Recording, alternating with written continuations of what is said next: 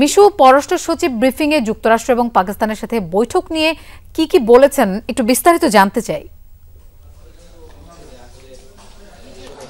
লোপা, পররাষ্ট্র সচিব যে ব্রিফিংটি করেছে সেই ব্রিফিংটি মূলত সার্বিক পুরো বিষয়টা নিয়ে, বিশেষ করে সকাল 10:25 থেকে দুপুর 1:45, প্রায় 3 ঘন্টা ব্যাপী 15 বছর পরে যে দ্বিপাক্ষিক বৈঠকটি হলো, যেটিকে ফরেন অফিস কনসালটেশন হয়, মূলত সেই বৈঠকের বিষয়বস্তু ছিল এই ব্রিফিং এর বিষয়বস্তু। এবং সেখানে পররাষ্ট্র সচিব স্পষ্ট করে বলেছেন যে স্থবির একটি সম্পর্ক 15 বছর পরে বৈঠক হচ্ছে, এই স্থবির সম্পর্কটাকে স্বাভাবিক করা ছিল দুই পক্ষের কমন লক্ষ্য বা সাধারণ লক্ষ্য। ফলে সেই সম্পর্কটা তারা স্বাভাবিক করার বিষয়ে প্রথমত পাকিস্তানের যে সফররত পররাষ্ট্র সচিব এবং বাংলাদেশের পররাষ্ট্র সচিব এবং দুই দেশের যে প্রতিনিধি দল তারা একমত হয়েছেন।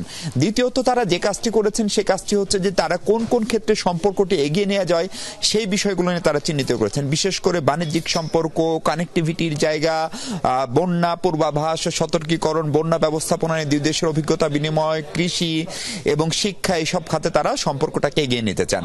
কিন্তু সেটা করতে গিয়ে বাংলাদেশ যে বিষয়টি স্পষ্ট করেছে যে এই বাংলাদেশ এবং পাকিস্তানের যে আগামী দিনের সম্পর্ক, যে সম্পর্কটাকে তারা এখন শক্ত করতে চান, মজবুত একটা ভিত্তির উপরে দাঁড় করাতে চান, বাংলাদেশ স্পষ্ট করে বলছে এই শক্ত মজবুত ভিত্তির উপর দাঁড় করাতে গেলে অতীতের কিছু বিষয়ের একটা সুরাহা হওয়া দরকার, মীমাংসা হওয়া দরকার।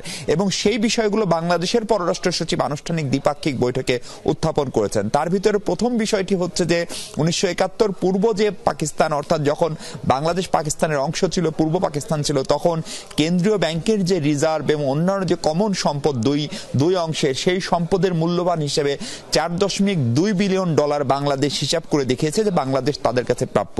সেই টাকা বা সেই অর্থ হচ্ছে তখনকার মূল্যবান, যে সেটি বাংলাদেশ পরিশোধ করার জন্য তাদেরকে বলেছে।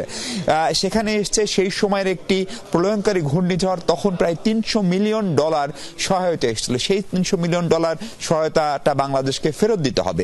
এই বিষয়গুলোর পাশাপাশি যে বিষয়টা এসছে যে 71-এর যে গণহত্যা এবং যে গণহত্যা পাক হানাদার বাহিনী চালিয়েছিল, সেই